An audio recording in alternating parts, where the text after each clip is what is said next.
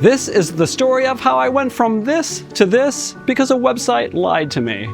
Dear Terrible Phuket Hotel, thank you for being so disappointing that I panic booked my way into paradise. Your awfulness was truly inspiring. Sincerely, someone who found Koyao Island Resort because of you.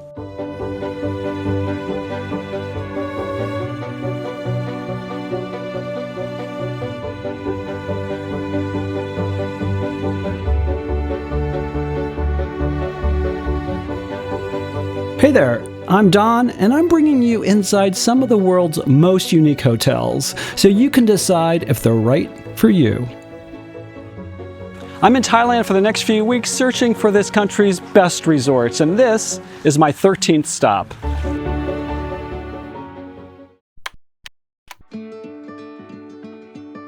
The day starts at the Surin, one of my favorite Phuket hotels so far.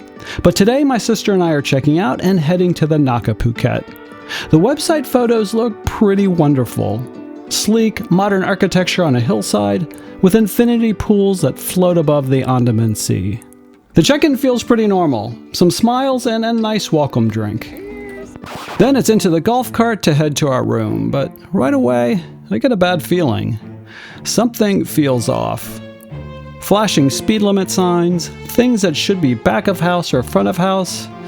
It's weird. Not only is the room horrible, right outside our room there are dead plants and things guests should never have to look at.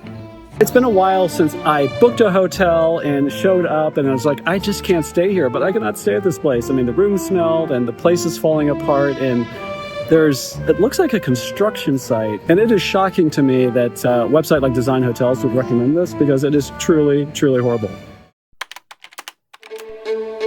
Time to scramble.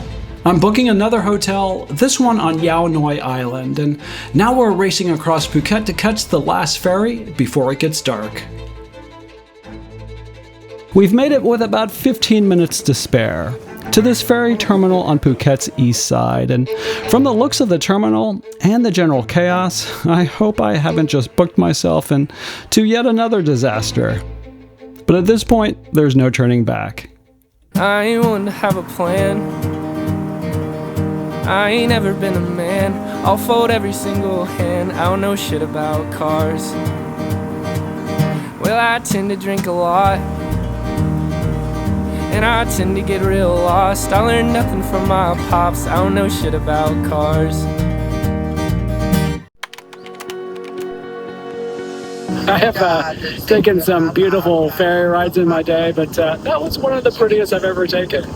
How's my hair look? The resort meets us with this humble but charming pickup truck.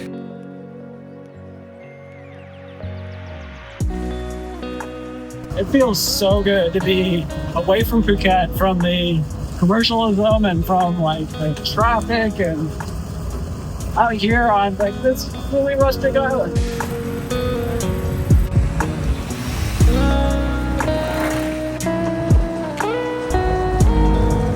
So beautiful. Of all my resort arrivals and welcomes in Thailand so far, this is the most low-key. A basic lobby, some quick info, but anyway, I'm anxious to get to our room before it gets dark. We're going to our room now, and the rooms are they're like you have to take a buggy to your room. I was like, okay. They're like, it's up on the mountain. I'm like, okay. And like, how far is it? Like 15 minutes. I'm like, okay, so we're not exactly staying on the beach. Minutes was totally fake news. It took like 3.5. We're here. All right, come on in and let me show you around my glamping tent. It's pretty spacious, and I like the 4-poster bed. There is air conditioning behind it. I've got all the flaps open right now, but you can close those up and turn on the air conditioning so it does cool down nicely. I really like the bathroom, this bird motif thing. It's got a sense of humor. The bathtub with views to die for, but I'd go into the infinity pool instead. the copper sinks and double sinks, which is always nice when you're traveling with a partner or a friend or whatever. Kind of almost like a living room space, writing desk, mini bar setup with coffee, milk, and a mini fridge. But the reason to stay up here is these amazing views and this outdoor area. That's what's really special about this room. Plunge pool that I don't need, but nice to have. And yeah, there's chairs out there. There's an outdoor shower. What's better than an outdoor shower? I think it should be the law in the tropics to have an outdoor shower, but I digress. Of all the hotels I've stayed at in my life, I was gonna say this is a top 10 view. I think this is a top 5 view. This is an amazing view. Now, one other thing. I would stay down on the beach. Despite this incredible view, there are 15 villas down on the beach, and I'm going to show you those later in the video. They're pretty nice.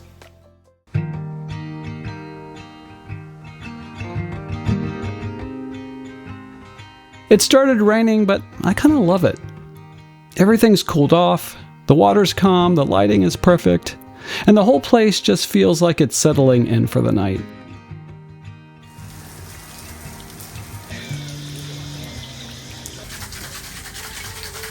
After the chaos of switching hotels and racing to catch the last ferry, I am ready for a beer, and to watch the day fade away from this spot.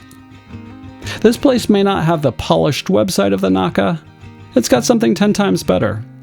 An authentic charm and these wild views. Time to cross the courtyard to the resort's only restaurant. This open-air pavilion with 2 levels and views out to the water. Nice music and soft lighting make for a relaxing vibe.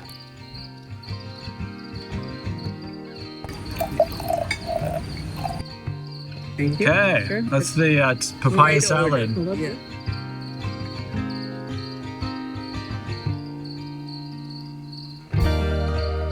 don't know if this is really fair because we only had like one meal here, but I'm gonna give the food, I think, a 5. Dinner was a little bit disappointing. I don't know if that's fair. Let me know in the comments if you don't think it's fair. But they do redeem themselves a bit with this nice mango sticky rice for dessert. Time to head back up to our room. This is a fancy Koyao Island Resort. It's funny it's called Koyao Island. Yeah. Because we're on Yao Noi Island. Yao Noi, yeah. But why is it called Koyao Island Resort? Why? Why is it called Koyao Island Resort when we're on Yao Noi Island? Yao Noi Island, yeah. Okay, thanks for the explanation. Okay, we're back at the tent, and I cannot figure out how to turn on the AC. The staff is here to help us figure out how to push a button. I feel so dumb, but whatever. Because of the change of plans today, we got here pretty late, so there's a lot more to show you tomorrow, including the rooms by the beach and the rest of this resort. I was a little afraid to do this pillow review, and for good reason. The pillows are not good. One gets a 5 and the other one gets a 6. Good night.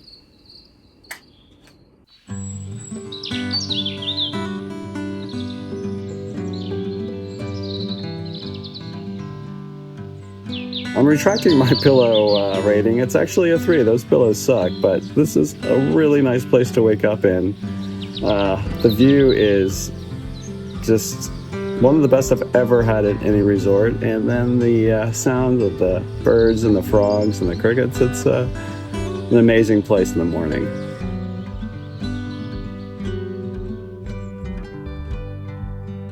The tents are great if you want some privacy and isolation, and the views are incredible, but you do have to deal with the fact that you got to call for a buggy, and sometimes they're really responsive, and sometimes you got to wait a while. We've been waiting about 10 minutes, so we're going to just start walking down. Enjoy the nature. Back to the same restaurant for breakfast, but if you do want to venture out for a meal, there are restaurants and bars within a 5 to 15 minute car ride from the resort. Sure, the breakfast buffet here is simple, but to me, it's just as nice as some of Thailand's fanciest resorts. Lots of nice fruit, made-to-order eggs, a beautiful setting. This is really all I need.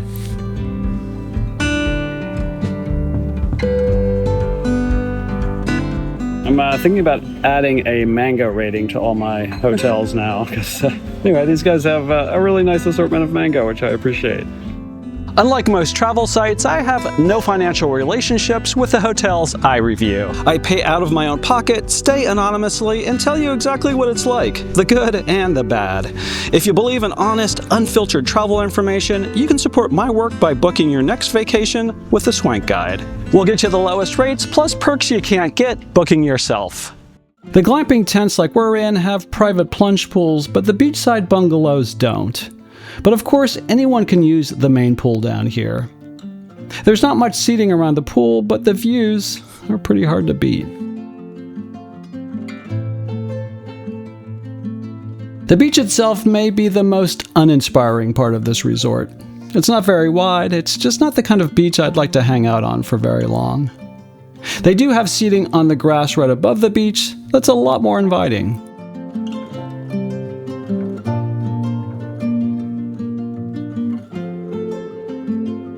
Good morning. Hi. Hi. No. Can I ask you about the water sports? Like what activities are available? Yes. What activities are available? Activities? Oh, I don't know. You don't know? Boats? Yes. Boats? Boats? Snorkeling? Can you snorkel? Yeah. How about out to the island? Yeah. Can we take a boat to the island? Yeah. Okay. Thank you. Besides the water sports on offer, I think the most obvious thing to do around here is grab one of the local boats and do a day trip out to those islands.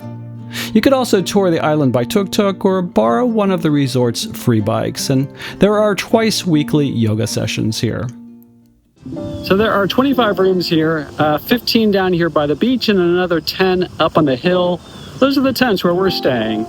My advice is stay down here. We booked at the last minute, so that's why we couldn't get a room down here. The resort manager was nice enough to show me one of their 2-bedroom beachfront bungalows. Whole nother bedroom in here. Wow. So this sleeps up to 6, so those 2 bedrooms, though they can add a cot, so you can actually sleep 6 in here. Both the glamping tents and the 1-bedroom beach bungalows go for under $200 a night in low season, $300-ish in shoulder season, and $400 to $500 in high season, which makes this one of Thailand's best resort deals.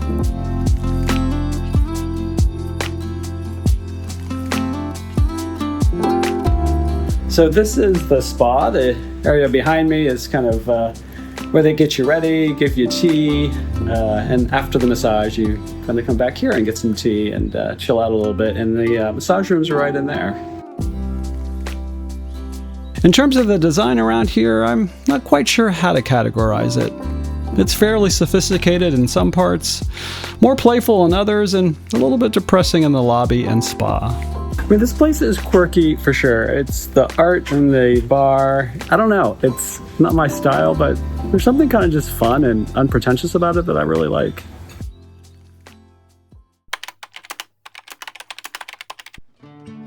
In terms of the highs, this place is a screaming deal. With a 1-bedroom beach villa costing $200 to $300 a night many parts of the year, I can't think of a better deal in Thailand. I also love the vibe here and these views. Don't get any better than this.